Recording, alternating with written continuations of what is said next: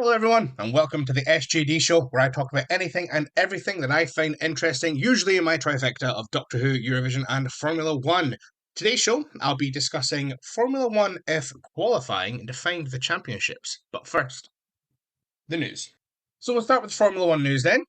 We had the Saudi Arabian Grand Prix over the weekend. F1 Academy began their season as well. Dorian Pin absolutely running away with both races. She was disqualified from the second race for continuing to do racing laps after the checkered flag. She tried to put all the blame on her team, and do you know what? I get it. When you look at every other racing series, when they finish, they say, "Oh, well done, you won," or whatever. The fact that she managed to do an entire lap at racing speed before they came over and said anything is is kind of insane. So the team certainly have something to take away and a learning point there. But when they got to the cool down room and Abby Pulling was like, "What'd you do?" And she was like, "Oh, the team didn't tell me." And Abby went, "Did you not see the big, the big flag waving around?" Um, yeah, Abby's right. When you're racing, if there's a flag being if there was a red flag being waved and Dorian didn't see it and she said, "Oh, well, the team didn't tell me," do you really think the FIA would care? God no, she'd get a penalty for it. So she got handed a drive through, I believe, which took her from first to ninth, which I think is quite lenient. I would have disqualified her from the race, so I think she's lucky to at least get a couple of points. Realistically, though, based on the form that she had in Saudi Arabia, I think it's safe to say that she's going to run away with the championship. But for the time being, it's nice to have somebody else up at the top, which is, of course, Abby Pulling. Formula 2 was pretty good. It was a shame to see Maloney after his absolutely dominant display last week kind of struggle here. I mean, obviously, he had a bad qualifying, but then he was able to turn 15th in both races into solid points both times. So he's an incredible racer. He's very, very good at overtaking. Something that really bugs me. Alex Brundle, who I adore, him and his dad I think are amazing commentators. But throughout the entirety of the Formula 2 weekend, he kept going, "Oh, the Rodden's really good at building up his tyres and heating his tyres up and all this crap." And I'm sorry, but clearly not, because Maloney's teammate has he even scored a point yet? Like, you cannot say it's the car when it's only Maloney that is able to. That when Maloney is top of the championship and his teammate is nowhere, it just annoys me because I think even if the car itself is good at heating the tires up, Maloney's the only one of the two of them that's actually getting the most out of it. So I think credit should be going to Maloney and not the car. Which is a bit of a bit of a shame and a bit surprising to hear, but hey ho.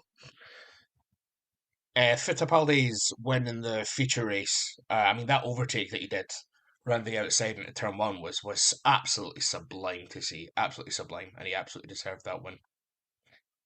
Race itself, I thought, was certainly an improvement over last week. Obviously, when I say improvement, you kind of have to ignore what was happening at the front, but I think any race where there's at least something happening is a good race. So I think the fact that we had Ollie Behrman, it was just nice to see Ollie Behrman kind of make his way to the field and finish seventh in the end, which is just absolutely incredible. I think whilst you can say, "Oh well, it's the car," you only have to look back to when Luca Badoer and Giancarlo Fisichella stepped into the Ferrari when Massa had his accident to see that actually now, even if you've got a good car, you still need to be on it. Now, yes, the 2009 Ferrari wasn't the second best of the season; it was arguably third or fourth. Certainly when it started, it was miles away, as was the McLaren.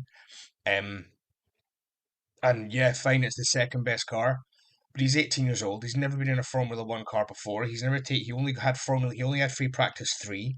He had qualifying, and then to qualify 11th in itself is impressive, and to actually score points full stop and to just keep his fitness up the entire. I mean, it's just an absolutely spellbinding drive, and as such, I reckon he will be in a Formula One car next year.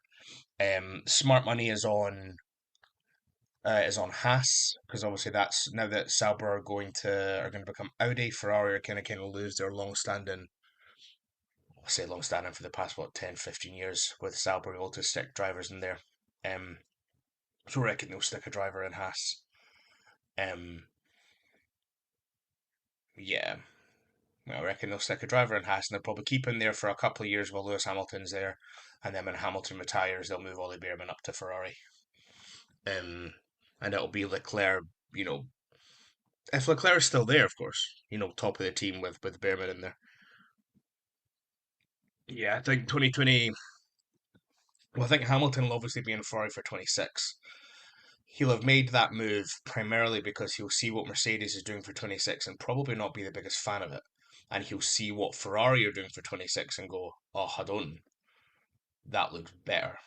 Kevin Magnussen managing to hold up everyone for as long as he did was sensational driving. I think for Tsunoda and anyone else that was mourning, saying it was unsportsmanlike and all that crap is just a butthurt sore loser.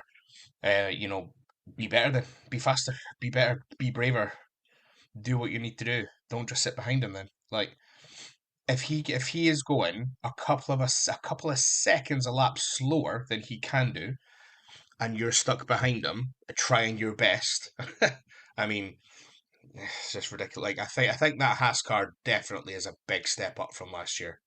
Big step up. Um, and yeah, incredible for Nico to get points in the second race. It was good to see. Lots of Red Bull news, of course. Horner was cleared of everything, but the story rumbles on. We've even got Naomi Schiff saying things like, "Oh, well, there's no smoke without fire," which is such a stupid thing to say. Because there absolutely can be when it comes to these allegations. The fact that the person in was suspended, I think, speaks volumes.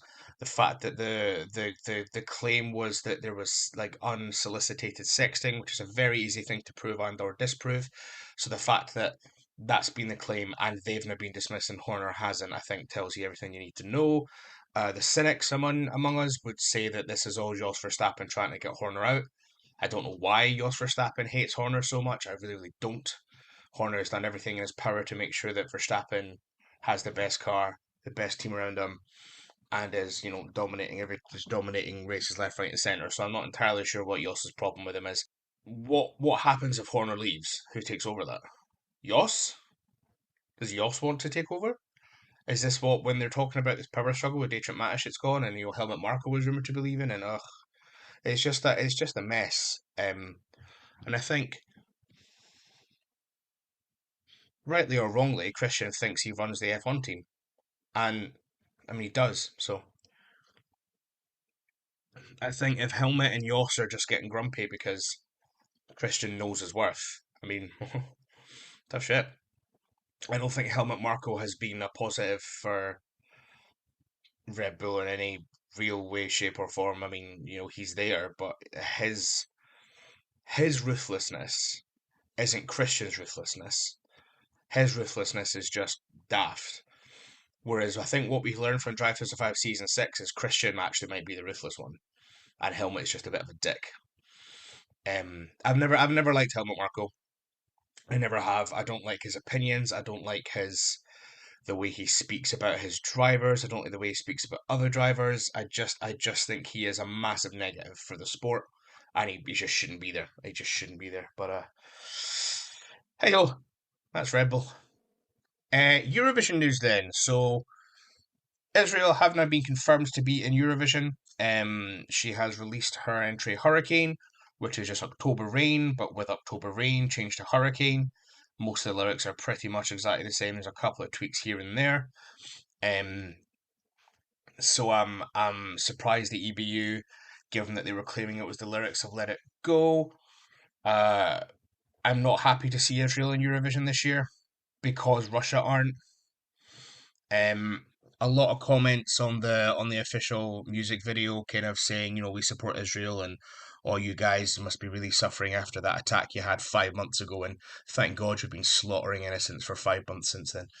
Um, which is kind of a shame to see. I'd kind of thought there'd be a minority of people that supported Israel in the Israel-Hamas war, but apparently not, which is a shame. It's a shame to know that there are other humans out there that kind of have such a blink. And then the amount of people that are claiming that, if you're against Israel, you're anti-Semitic, like that fucking rhetoric coming back again is, oh God. It's just painful. It's painful to see. And again, going back to the EBU's statement on Russia and that it would bring the contest into disrepute, Israel being there has brought the contest into disrepute, so it shouldn't be in it. According to the EBU's own statement and the EBU's own thing on Russia, according to those exact criteria, Israel shouldn't be in this year. And Look, I've said many times before, Russia should still be in Eurovision. Israel should still be in Eurovision. Everyone should be in Eurovision if they want to be, because you can't pick and choose what atrocities you want to accept or ignore. A lot of the comments under Israel's entry are like, "Oh, what about Azerbaijan's thing in Armenia? What about Armenia's thing in here? And what about Ukraine's thing in here?" And it's like, yeah, no, you're right, because I think like I said, I think if you go through the history of the contest, you'd have to ban so many countries all the time. So let everybody in, call it an apolitical contest. If you finish last because you invaded somewhere, that's your own fault. Once all the songs are released, I will be going over them all, covering exactly what my scoring system is. Sweden picked Marcus and Martinez. They won both the jury vote and the televote. Not really any surprise, though I think Medina's Que Sera was probably have been a better shout for Eurovision. The fact that it came second is pretty impressive. It's the first time the kind of Latin dance stuff has done that well in Melody Festival, and um, Unforgettable will, I mean, if I bet say it will qualify, of course it'll be in the final anyway. Sweden won last year. It'll be in the top 10 because Sweden, and it's a good song. It might even be top 5, but I don't think it shouldn't be challenging anyone or anywhere for any real thing. I don't think it'll get a lot of 8, 10s or 12s. I think it'll just get a lot of like 7s. All right, so let's have a little look then at what the betting odds are looking like. Okay, so thankfully we have still got Croatia right at the top. Ukraine in second, Switzerland surprisingly in third, Italy in fourth, Netherlands in fifth. Oh, Belgium in sixth, Sweden surprisingly in seventh, Israel very surprisingly in eighth, Georgia in ninth, France in 10th. Good to see that he's still kind of up there. Austria 11th, Lithuania 12th, the UK 13th, Greece 14th, Norway 15th, Ireland in 18th, Finland in 20th, Denmark in 26th, Poland in 27th, Spain in 28th, Germany in 32nd. Bringing up the rear is Czechia and Moldova's absolute piles of crap. Well, there you go. I mean, San Marino and Malta is kind of in the bottom. So I think looking at this, I'm interested to see how this is all going to line up. Obviously, we're only going to lose 11 songs. Croatia's at the top. That's what's important. So we're going to go straight into the Formula One qualifying championship. So a couple of years ago, I started thinking, well, what if there was I think it was because they were talking in Sky a lot about, qualifying head to heads. And I thought, well, instead of, well, this person qualified this person by, 10 times to 9 or whatever, what if there was actually just a full on championship, that awarded the exact same points? So nowadays it'd be 25 points for pole position, 1 point for 10th place. In the older days, it would be whatever the point system at the time was. What if there was a championship specifically for qualifying so that we could see exactly who the fastest drivers of all time really, really were? One of the interesting things that comes out of this is uh, seeing when a car is extremely good in qualifying and a driver is like extremely good in qualifying, and in the championship they're not really that high up because of other cars. Race pace is so much better, or because of reliability. So all that stuff gets taken out. It is just pure pace. Now, I don't think I mean I think it would be great if there was a qualifying championship as well that had the exact same things. I don't, it's one of those where it shouldn't mean anything. There is no champion as such. It's just really, really interesting to see because there are a lot of differences between well, what happened with the actual racing championships and what happens with qualifying. We'll start with 1950 then. So the actual championship was won by Nino Farina in the Alfa Romeo. The qualifying championship was won by Juan Manuel Fangio. Now, using the point systems, Nino Farina won with 30 points. Fangio came second with 27. The qualifying championship, again, this isn't taking into account retirements. It's also not taking into account, um, back then it was you only scored points in, like, say, like for your best 4 results would get you points, or the best six in the first eight, or the Farina won with 30 points in the actual championship. Fangio won with 42 in the qualifying championship. In 1951, Fangio won the actual championship with 31 points, would have been 37 if all results were counted, and he won the qualifying championship as well with 48 points. Interestingly, Ferrari were a lot closer to Alfa in qualifying this year, so they came second with 70 points. Alfa Romeo came first with 89, giving Fangio and Alfa Romeo 2 wins apiece. In 1952, then we have Alberto Ascari winning the championship with 36 points, and Nino Farina in second with 24. In qualifying, it was a lot closer. Farina 44 points to Ascari's 46. Ferrari absolutely dominating qualifying that championship with 124 points. 1953 then, we have another win for Ascari with 34.5 points to Fangio's 27.5 in the Maserati. In the qualifying championship, exactly the same. Fangio 46 points in the Maserati, Ascari 60 points in the Ferrari. Ferrari again winning the team's championship as well. We then come to 1954. So Juan Manuel Fangio won the championship, driving for both Maserati and Mercedes-Benz. He won the championship with 42 points to Jose Gonzalez's 25 points for Ferrari. Exactly the same in the qualifying championship. Gonzalez 33 points, Fangio 56 between the Mercedes and the Maserati. Ferrari still winning the qualifying championship though with 75 points to Mercedes's 58, which makes Ferrari's third championship win and Fangio's third as well. 1955, both Moss and Fangio topped the championship with 23 points and 40 points respectively. Mercedes in the qualifying championship is exactly the same. So Sterling Moss had 28 points, Fangio with another 40. Mercedes again dominating the championship there with 81 points to second place Lancia's 25. Ferrari down in third with only 8. 1956, we have Fangio in a Ferrari winning the championship with 30 points, and previous teammate Sterling Moss in second place in the Maserati with 27. In qualifying, however, looked a bit different. Moss was only third in the Maserati with 23. It was actually Eugenio Castellotti who finished the actual championship in sixth place with 26 points in his Ferrari. Fangio with 54 points in his, meaning that Ferrari, for the fourth time, take the Constructors' Championship, while Fangio wins qualifying for the fifth time. 1957, Fangio again back with Maserati. You'll notice he wins the championship in a different car for 55, 56, and 57. It goes Mercedes, Ferrari, Maserati. Managed to win a championship 3 years on the trot with 3 different constructors and won the qualifying championship for the fourth year in a row in his Maserati with 44 points. So Sterling Moss's 32. Moss originally in the Maserati, then went over to the and the constructors for the qualifying then, Maserati won with 82 points to Vanwall's 45, Ferrari down in third again with 34. The actual championship, much the same, Fangio in first and Moss in. 1958, we have the introduction of the actual Constructors' Championship, so a couple of extra things to cover this time around. This time we have Mike Hawthorne winning the championship by 1 point to Sterling Moss in the Vanwall. Hawthorne with 42 points in his Ferrari, Moss with 41 points in his Vanwall. Qualifying looks much the same.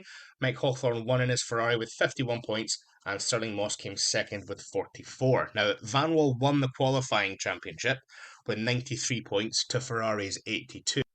And the actual championship, Vanwall won with 48 to Ferrari's 40. Interestingly, Cooper Climax came in third there with 31, where they only came fourth with 17 points in the qualifying championship. 1959 then was won officially by Jack Brabham in the Cooper Climax with 31 points and Tony Brooks in the Ferrari with 27. The qualifying championship, Jack Brabham comes second with 43 points. And Sterling Moss wins also in the Cooper Climax with a little bit of BRM at the end as well with 45 points. So this is the first time we have a major deviation. Obviously, the very first championship would have been won by Fangio, not Farina. This time around, Sterling Moss wins instead of Brabham. Cooper Climax still winning the qualifying championship with 105 points to Ferrari's 54, which matches what happened in the actual championship as well. Cooper Climax won with 40. We hit the swing in 60s then with Jack Brabham getting his second Drivers' Championship in a row with 43 points in the Cooper, and Bruce McLaren coming in second place also in the Cooper Climax with 34 points. In the qualifying championship, we look completely different.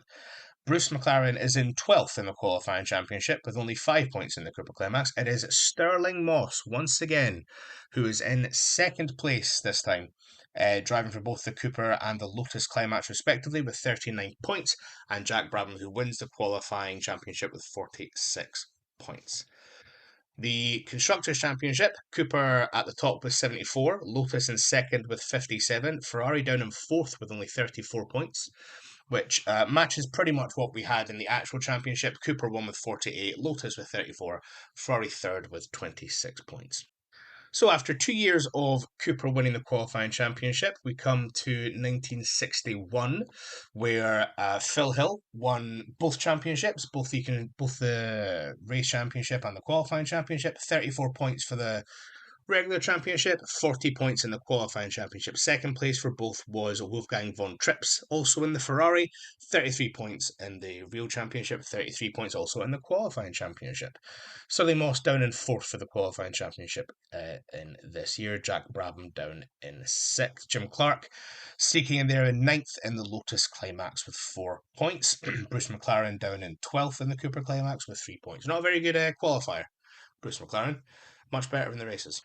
Constructor Championship then won by Ferrari on both counts with 40 points in the regular championship, 120 points in the qualifying championship.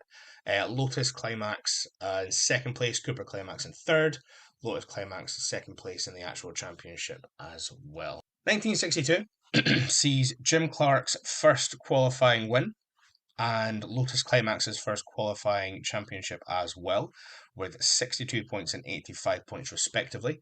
Actual champion Graham Hill with BRM came second with 51 points, and Bruce McLaren is finally up there in the Cooper Climax with 25 points. Teams Championship then, Lotus Climax won with 85, BRM 61.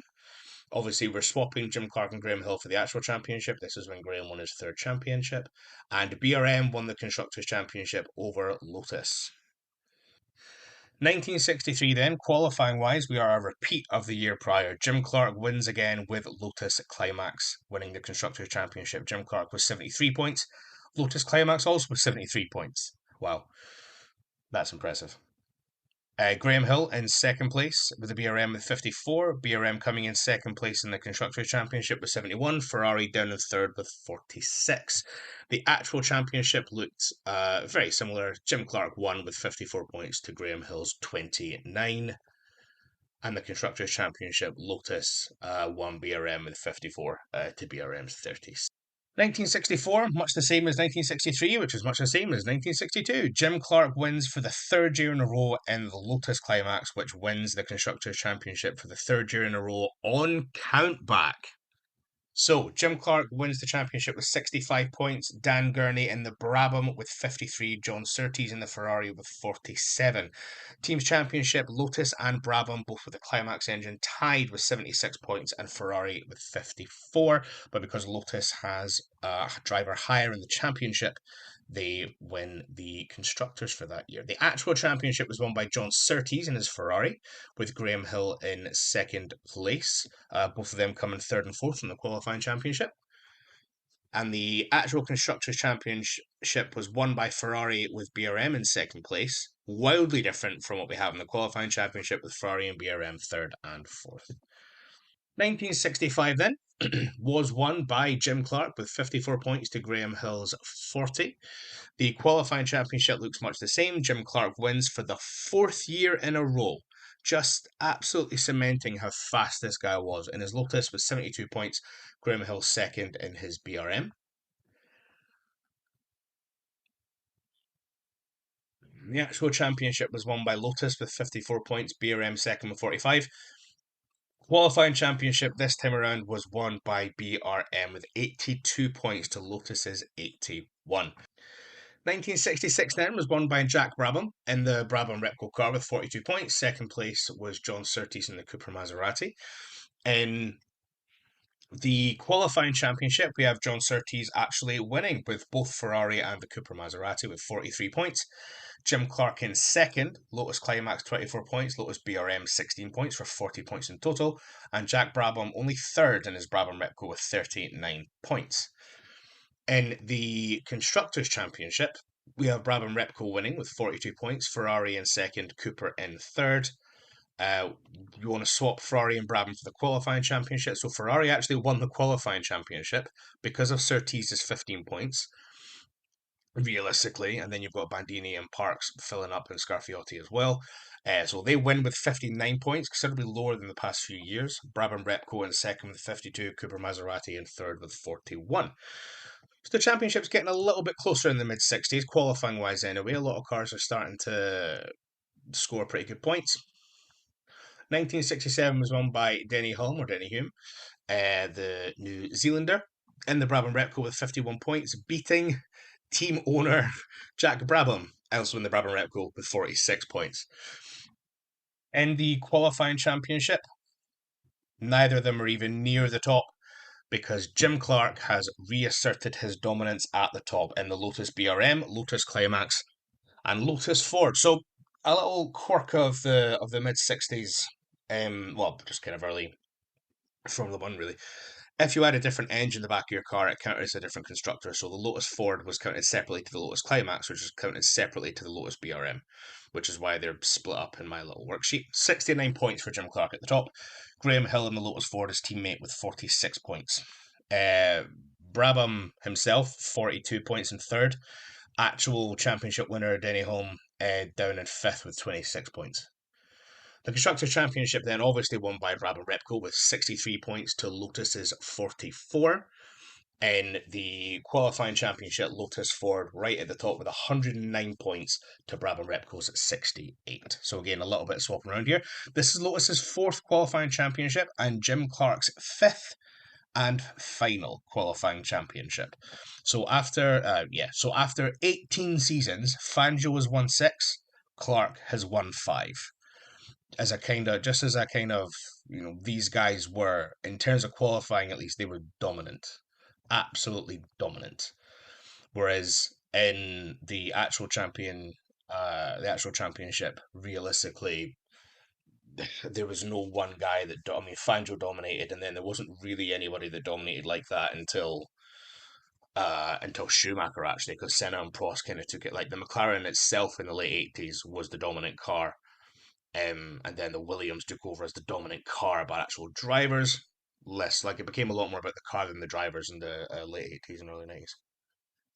So 1968 then, won by Graham Hill in the Lotus Ford with 48 points, with Jackie Stewart coming second in the Matra and Denny Hume coming third in the McLaren. In qualifying, we actually have Chris Amon in the Ferrari winning the qualifying championship with 58 points. Why is this a surprise? Because he came 10th. That Ferrari was not a good race car, and he came 10th with 10 points in the actual championship. He won qualifying that year. Graham Hill came second with 44 points. Jackie Stewart's down in fourth. So the constructors is actually more or less the same. Lotus Ford won with 62 points, McLaren in second with 49, Matra third with 45, Ferrari down in fourth. Whereas the qualifying championship, Lotus still win, so they get their fifth win, but Ferrari are up in second with 79 points. Brabham in third with 41, Matra fourth, McLaren fifth, Honda sixth, BRM, remember them, down in seventh. Ferrari was a much better qualifying car than race car in 1968 and 2022 and 2023 and 2020. Anyway, 1969 then, won by Jackie Stewart in the Matra Ford with 63 points, miles away from second place Jackie X in the Brabham with 37. In the qualifying championship, we are wild different. We actually have Johan Rindt in the Lotus, winning with 64 points. Second place is Jackie Stewart, though, in the Matra with 57. Teams Championship was won by Matra that year with 66 points, Brabham in second with 49, Lotus in third with 47. The qualifying championship, we actually have Lotus winning with 89, Matra in second with 70, Ferrari down in fifth now, so Ferrari taking a bit of a dive, both qualifying and race-wise. They only had 7 points that year in the actual championship. Moving into the 1970s then, Johan Rindt won the actual championship posthumously for Lotus Ford with 45 points. Jackie X and Claire Gazzoni come in second and third for Ferrari with 40 and 33 points respectively. Jackie Stewart wins the qualifying for 1970 and the 46 points for the March Ford, 21 for the Tyrrell with 67 in total. Jackie X coming in second with 65 and Johan Rindt, eventual winner, 43 points for the Lotus.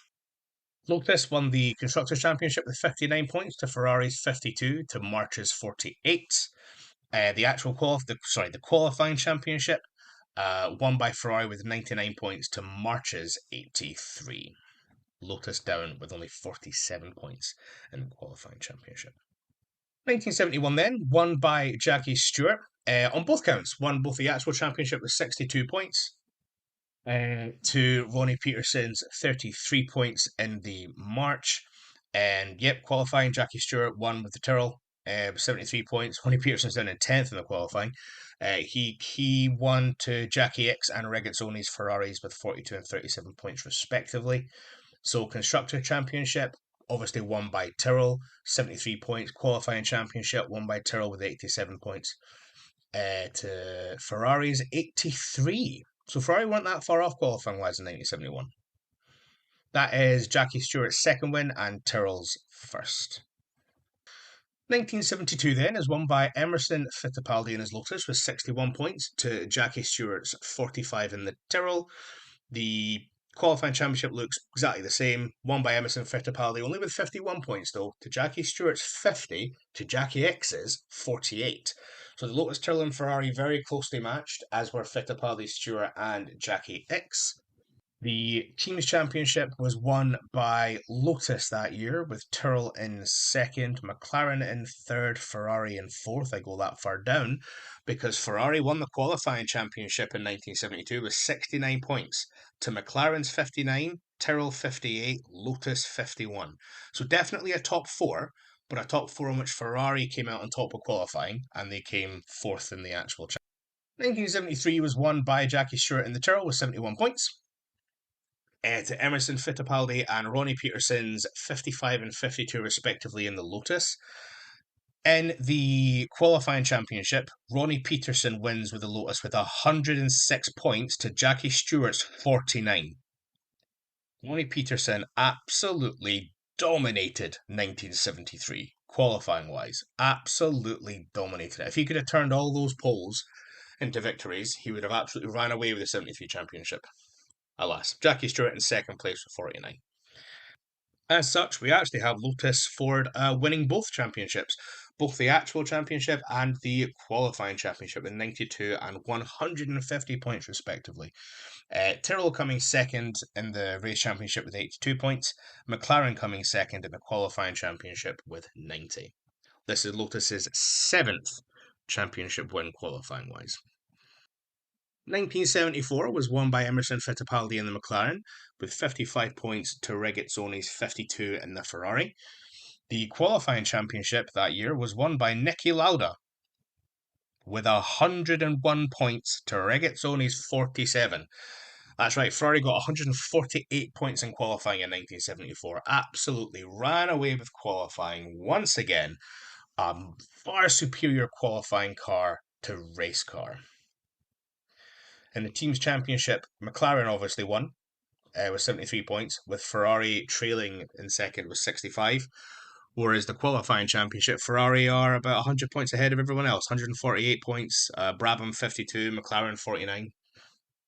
1975 was won by Niki Lauda, both race championship and qualifying championship actually. He won with 64.5 points to Fittipaldi's 45 in the McLaren, and in qualifying, he won with 96 points to Carlos Pace's 38 in the Brabham.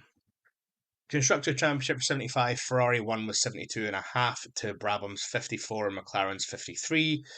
And the qualifying championship, Ferrari won with 127 to Brabham's 62.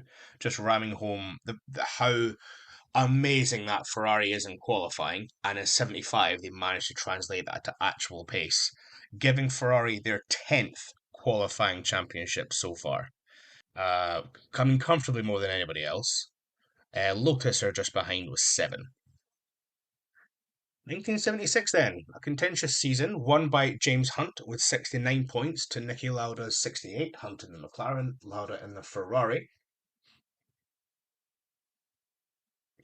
The qualifying championship is exactly the same. Hunt won with 98 points to Lauda's 71. Both of them miles ahead of third place Regazzoni with the Ferrari in with 36 points. So between Hunt and Lauda, they were very, very fast. Now we see with 74 and 75 just how dominant Lauda is in qualifying. Obviously, with the Ferrari is a very qualifying heavy car, but Hunt drags a McLaren that his teammate was nowhere in the races, and in the qualifying. Hunt was an extremely fast driver, so well done to him. And in the Constructors' Championship, Ferrari won with 83 points to McLaren's 74. Ferrari won the qualifying championship as well with 107 points to McLaren's 105, giving Ferrari their 11th championship. 1977 then, won again by Lauda and his Ferrari with 72 points. To Schechter's 55 in the Wolf, James Hunt drops down to 5th in his McLaren with 40 points. I mention that because guess who wins the qualifying championship in 1977? That's right, it's James Hunt in the McLaren with 89 points. To Mario Andretti's 85 in the Lotus. Actual winner Niki Lauda down in 4th in his Ferrari with 43 points. For the first time, Ferrari built a car that was infinitely better in the races than it was in qualifying. I mean, that's the way you want it around. So Ferrari won the actual championship with 95 points to Lotus's 62 to McLaren's 60. And in the qualifying championship, Lotus wins the championship with 100 points to McLaren's 91. Ferrari down in 4th with only 70 points, giving Lotus their 8th championship qualifying. 1978 then, won by Mario Andretti in the Lotus with 64 points to his teammate Ronnie Peterson with 51. Qualifying championship is exactly the same. Andretti won with 106 points to his teammate Peterson with 57. Lotus then won the Constructors' Championship with 86 points to Ferrari's 58. Qualifying championship, they won with 172 points to Brabham's 79. Ferrari in 3rd with 76. 1979 then was won by Jody Scheckter in the Ferrari with 51 points to his teammate Gilles Villeneuve with 47. The qualifying championship looks completely different. Once again, Ferrari built a car that was a lot better in the race than qualifying. As qualifying is won by Alan Jones in the Williams with 51 points, to Jacques Lafitte's Ligier in 50, to JP Jabouille in the Renault with 49, to Gilles Villeneuve with the Ferrari with 47. So 4 points determined the qualifying championship with Gilles Villeneuve in 4th. Actual winner Scheckter down in 5th with only 34 points. So Ferrari won the Constructors' Championship then with 113 points from Williams' 75. Ligier down in 61. I mentioned Ligier because, the qualifying championship, Ligier wins with 84 points from Renault and Ferrari's joint 81, meaning that Alan Jones gets a qualifying championship win, as does Ligier, their one and only. 1980, won again by Alan Jones in the Williams with 67 points to Nelson Piquet's 54 in the Brabham. Very similar in qualifying, well, in the sense that Alan Jones wins in the Williams with 56 points, but René Arnoux came second in qualifying with the Renault with 52 points. Piquet is actually down in 5th with only 41.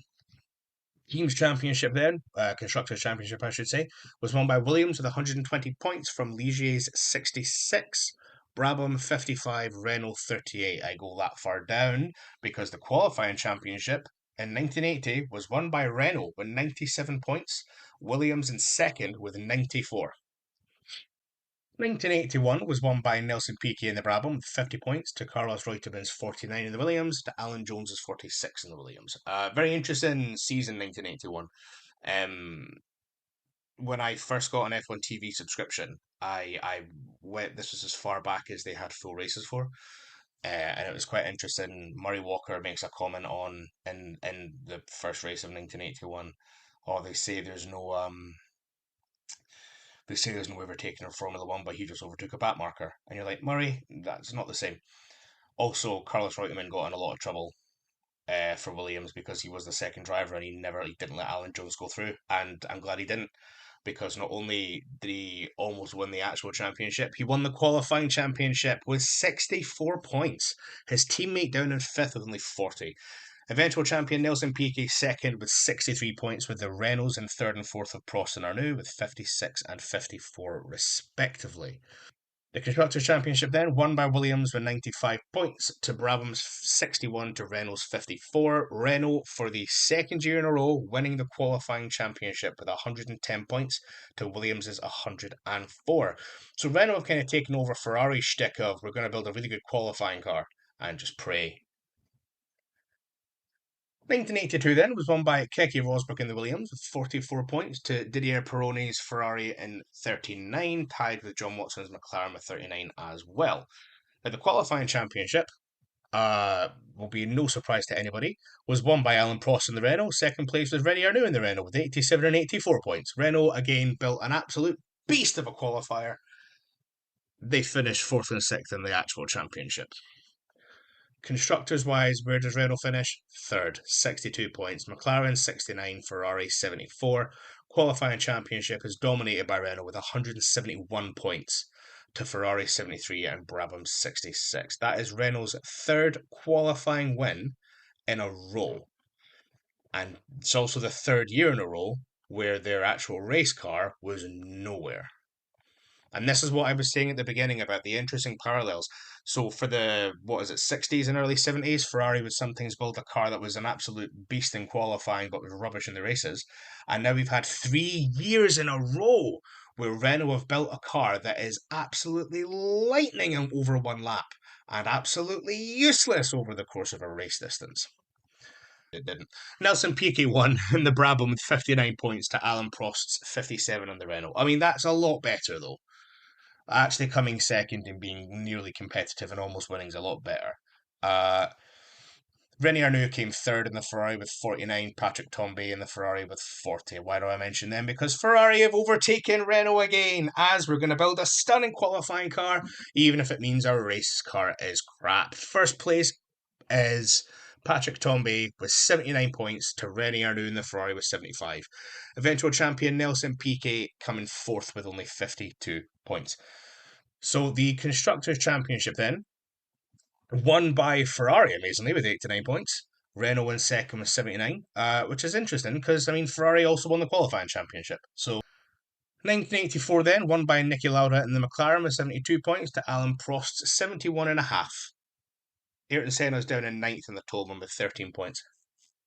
Qualifying then was actually won by Nelson Piquet in the Brabham. He finished fifth in the championship with 93 points. Alan Prost second with 82.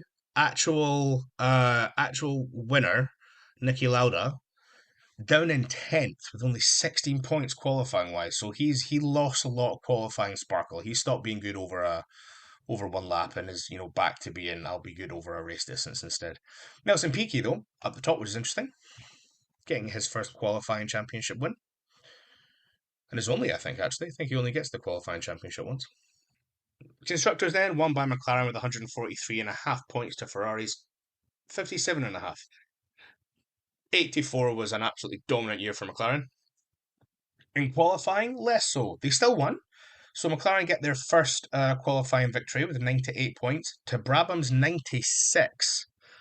1985 then, won by Alan Prost in the McLaren with 73 points to Michele Alboretto's Ferrari in 53. And we have Ayrton Senna sneaking up to fourth in the Lotus with 38. Why do I mention Senna in the Lotus? Because Ayrton Senna wins the qualifying championship in 1985. In 1985, Senna was the fastest driver, 95 points in his Lotus Rhino. To Keke Rosberg's 65. Eventual champion Alan Prost only down in third with 54. McLaren won the Constructors' Championship that year with 90 points, to Ferrari's 82, to Lotus's 71, which they tied with Williams Honda at 71 as well. Lotus wins their 10th qualifying championship with 117 points, to Williams's 110. Eventual winners McLaren down in third with only 59 points. McLaren did not build a qualifying car.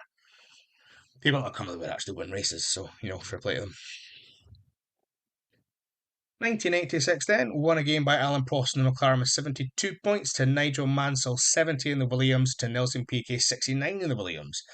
Now, I mean, if it wasn't for Nelson Piquet's bribing and buying out engineers to sabotage Mansell's car, I reckon Mansell would have won this championship quite comfortably. As it happens, he didn't. Ayrton Senna still down in fourth with 55 points in the Lotus. Why do I mention that? Because the second year in a row, Ayrton Senna is at the top with 99 points in the Lotus. Nigel Mansell in second with 75. Nelson Piquet in third with 70. Alan Prost down in fourth with 51. Again, McLaren building a car. Not particularly good over one lap, but clearly very, very good over a race distance. Williams then won the Constructors' Championship by a country mile with 141 points, to McLaren's 96. They won the qualifying championship as well, with 145, to Lotus's 99 and McLaren's 72. So Williams get their first qualifying championship there. 1987, won by Nelson Piquet in the Williams with 73 points, to Nigel Mansell's 61, also in the Williams. Ayrton Senna down in third with 57 points. The qualifying championships are the same, but swap those two around. So Nigel Mansell wins with 108, to Nelson Piquet's 83, both from the Williams. Ayrton Senna's down in fourth in the Lotus Honda with 54. So the constructors then obviously won by Williams Honda again for the second year in a row with 137 points. McLaren in second with 76. And the qualifying championship, won by Williams Honda, 191 points, to Ferrari's 73. Williams' second win in a row, and also Honda's second win in a row as an engine supplier. 1988 then, won by Ayrton Senna in the McLaren Honda with 90 points, with Alan Prost in second with 87. Qualifying looks much the same. Ayrton Senna wins with 133 points, to Alan Prost's 88. Constructors then, McLaren won by a country mile, 199 points, to Ferrari's 65. Qualifying is the same. McLaren wins with 221 points, to Ferrari's 89.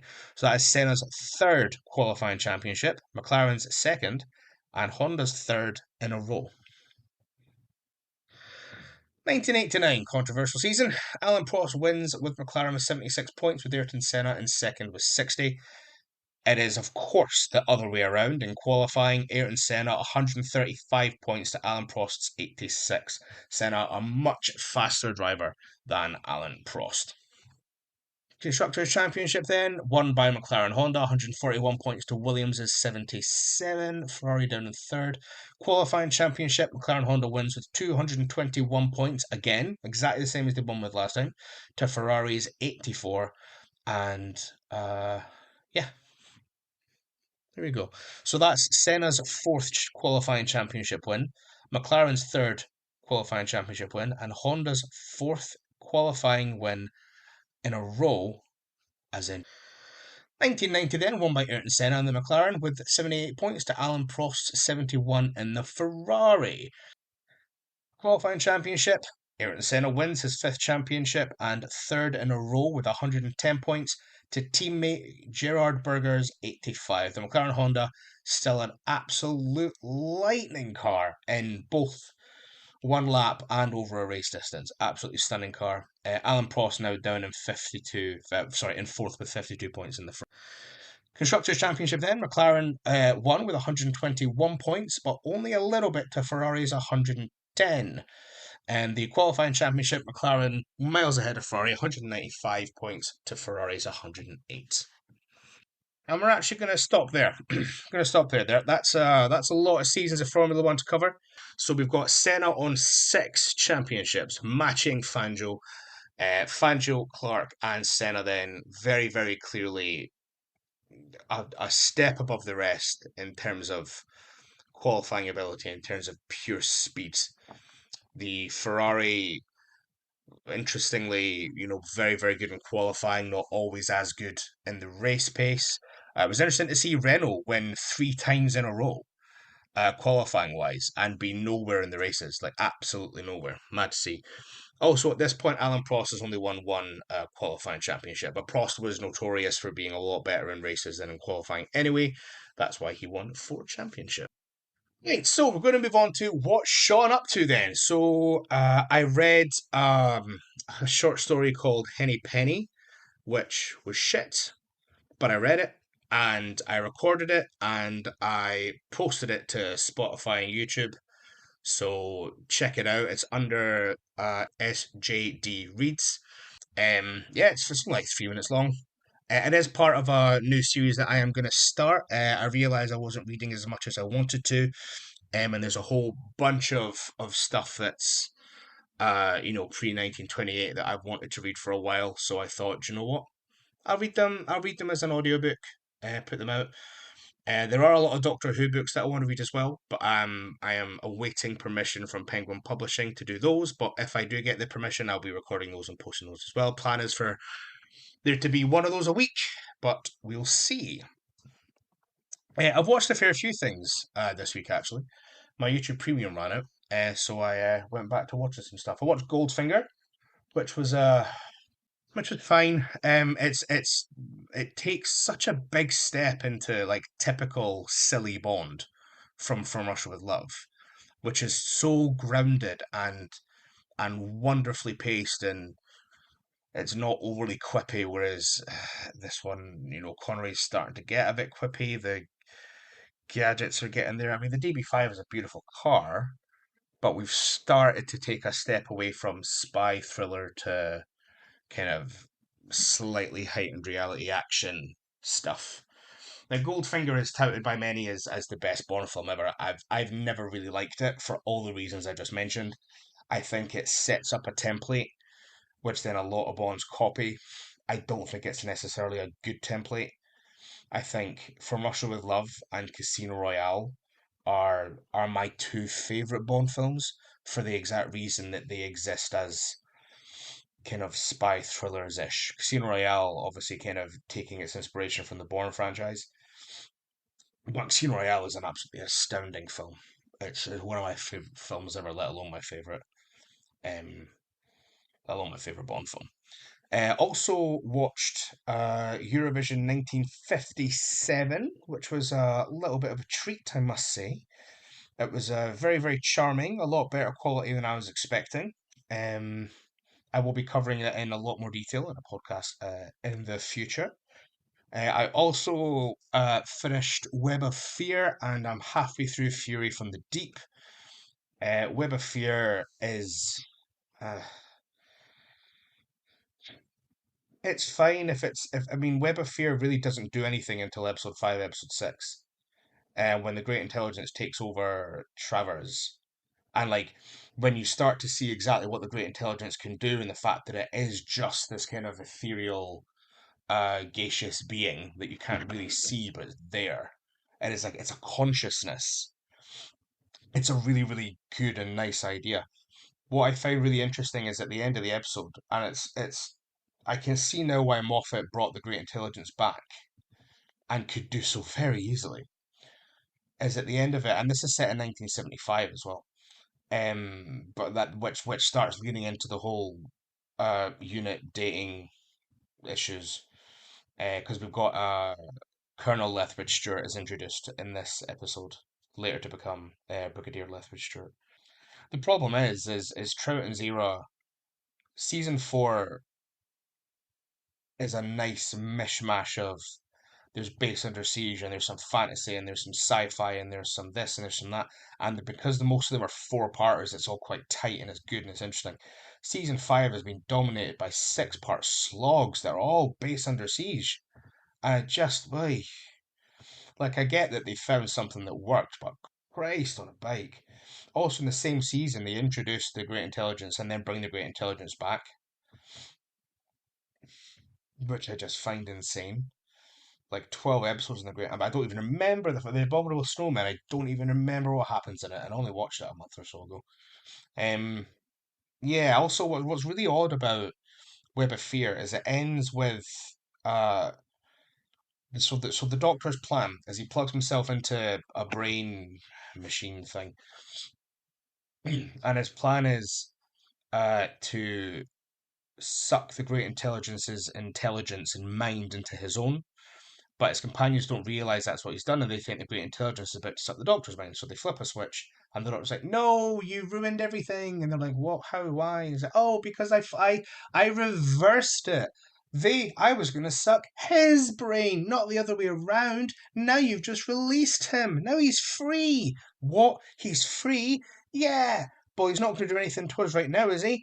No. So we can just leave and start the next adventure? Yep. Okay. And that's it. Literally, that's it. The Doctor's saying, "Oh, well, the Great Intelligence is still out there." Well, moving on. And little did he know that the Great Intelligence was still out there, just waiting to turn up as Richard E. Grant. Great Intelligence next appears, of course, in Bells of St. John, set in 2013, so 40 years later. Um, Played by Richard E. Grant to absolute perfection. Having been reintroduced in The Snowmen, which itself is a prequel to these two episodes. A plot hole I didn't realize was a plot hole or needed addressing in Web of Fear. The Great Intelligence has a pretty good understanding of how the London Underground works and all the systems and whatnot. Given that it's an intelligence, like you don't really need to explain that. But Moffat felt that that needed explained, and there's like a map of the London Underground which the Doctor like somehow gives him, and the Snowmen. Fury from the Deep, 4 episodes in. This was one of those that I thought was going to be really good, having seen clips of Mr. Quill and I think Mr. Oak. And it's dreadful. It is so bad. 2 episodes to go. It's one that's animated in color on iPlayer. The past couple, like Power of the Daleks and the Macra Terror, I've adored, and I've always wondered, well, do I just love them because they're in color and they're no, no, no. I love them because they're bloody good stories. This is shocking. Like it is so shit. So it opens with the Doctor and Cole landing on a beach. No, sorry, they land on the sea, and Victoria and Jamie are like, "Oh, is it not going to sink, Doctor?" And the Doctor's like, "Nah, it'll be fine." Oh, okay, cool. So the TARDIS is just floating on the sea apparently. Um, they land ashore and there's a whole bunch of foam, so they go and they play in like this massive foam, but the music's like do do do do do do do do do do do do do do do do do do do, and you're like, why? Like, why? Like, they're just playing in foam. Calm yourself. And then the Doctor goes and sees a box and it's screwed in, and like, oh well, we can't go in there. And he's like, oh, it's all right. I've got a sonic screwdriver. Whaps out and uses it. The first time we see the screwdriver, and it's pretty uneventful. Also makes a horrible sound, like a horrible sound. It's not a very nice introduction to that little gadget at all. Also, it's there as a way to pad the story out. Like, I at least hoped it would be there as an interesting prop, but nope, it is there because, oh, a box is closed. Oh no, what will we do? Well, I've got this, so we can open it. Great. Just pull it out and open it then. Stop fucking farting about. Oh. Anyway, it turns out that that foam is somehow poisonous or it's got a disease in it or some shit. And someone's been. Oh, I watched 4 episodes yesterday and it's already not in my head. Some stuff's happening. There's a disease that's going about, and there's a guy. They're in a base, and there's a guy who's having a grump, and the doctor's done sabotage something to stop the disease spreading or some shit. I don't fucking know. It's dreadful. It's so bad. It might be one of, well, not my least favorite because the gunfighter still exists. It's easily my least favorite second Doctor episode, easily, like very easily. Uh, I guess because I was expecting more from Fury from the Deep. I have to say, I was expecting a lot more. What we do seem to be setting up though, there's a lot of like quiet moments with Jamie and Victoria, with Victoria kind of like Oh, like so she mentions at the beginning, how do we keep on ending up in England? Like, how do we keep ending up on this planet? Which is nice that someone's mentioning it. And like Jamie's like, oh well, we've probably just beaten it so much that it just keeps coming back to Earth, which makes no fucking sense, McCrimmon. Shut up. Um, yeah. So there's some nice stuff between Victoria and Jamie, where Victoria's like, I'm not really enjoy. Oh, well, I kind of enjoy, but I don't really. I don't know. So I'm wondering because I can't remember. Victoria's the last companion that I don't remember like to the episode where she leaves. So it's quite interesting being in episode four. There's still 2 weeks left, still two episodes left, and we're kind of maybe setting up the fact she might be leaving, which is really the first time they've done that. Yeah, it's the first time, and sorry, I'm thinking ahead because Joe Grant doesn't really think she's going to leave the Doctor until the last part of the Green Death. Sarah Jane, again, it's just end of the episode and then she has to go. Harry just stays behind. Leela very much just turns around and goes, "Oh, I'm staying here, Doctor." Oh, okay. Romana and K9 again just at the end go, "Now we're not coming away, Doctor." Oh, all right, fine. Patrick dies. Keegan turns around and fucks off. Nessa turns around and fucks off. Now Turlo, to be fair, we end up back on his home planet. But again, it's not really till the end where he decides he's staying. Perry gets killed and then resurrected on screen. Melvin just turns around and says, "Nah, I'm staying." Rose, it's more dramatic. Oh, Adam just gets booted out. Rose, it's more dramatic irony than actually debating staying behind. Martha just turns around and goes, "Nah, I'm staying." John obviously gets her memory wiped. Bunch of one-offs. Amy and Rory again. It's like an end of the episode twist. There are several fucking exits. Again, that's more of an end of the episode. So the weird thing is as an audience, you know the companion's leaving, so they don't really talk about it in the show. Captain Jack, oh, he dies. Mickey again, just at the end of the episode, turns around and says, "Nah, I'm staying on a parallel Earth." Oh, okay, bye. There's a lot of that. There's a lot of turning around and going, "Actually, I'm not coming away anymore." Oh, okay, sure. Miss you. I'll miss you too. Bill gets killed. Bill straight up gets killed and then spends an episode as a fucking Cyberman. So but again, that I can't really count the deaths as a companion deciding to leave because it's kind of been taken out of their hands.